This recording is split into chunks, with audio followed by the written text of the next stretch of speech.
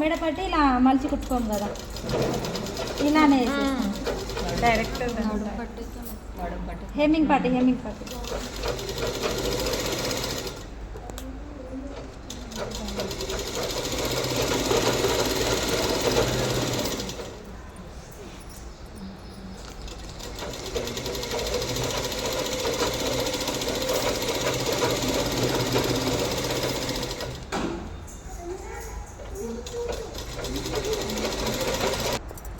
కుట్టుకున్న పీసు పైకి, కుట్టుకొని పీసు బ్లౌజ్.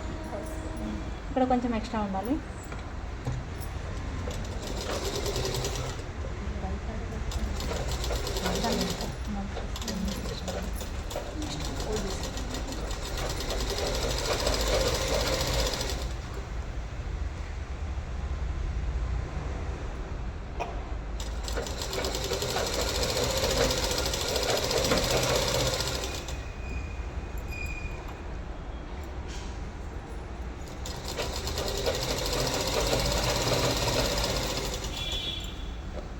ఇది కట్ చేయకుండా థ్రెడ్ పెట్టి పైపింగ్ వేసింది అనుకో, ఇది బయటకు వెళ్తుంది అంతా.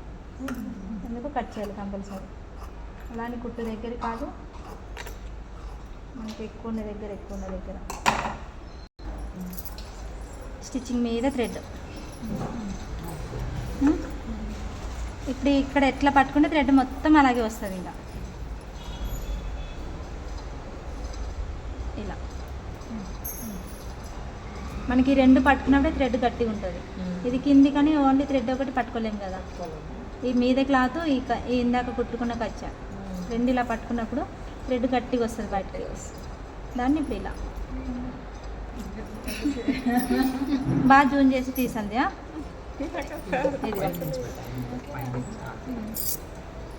రేపు కంపల్సరీ కుట్టుకురా అండి. రేపు ఇంకా వేరే చెప్తా మళ్ళీ.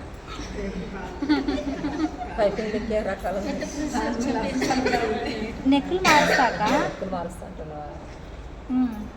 ఇదిగో ఇందాక కుట్టుకున్న క్లాత్ ఇది ఎక్స్ట్రా క్లాత్.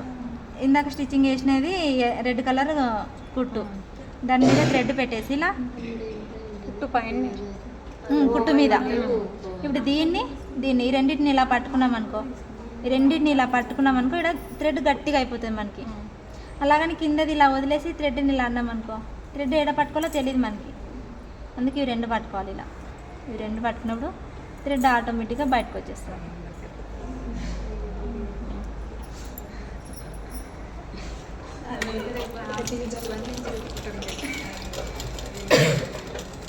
గ్రీన్ కలర్ మీద కుట్టు పడొద్దు, అలాగని రెడ్ కలర్ మీద కూడా ఎక్కువ పడద్దు.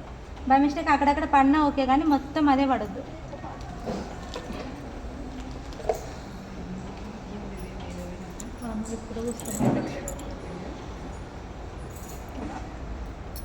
రెడ్ మీద గ్రీన్ కాబట్టి ఇంకా బాగా కనిపిస్తుంది. రెడ్ మీద పడితే ఇలా కనిపిస్తుంది, గ్రీన్ మీద రెడ్ మీద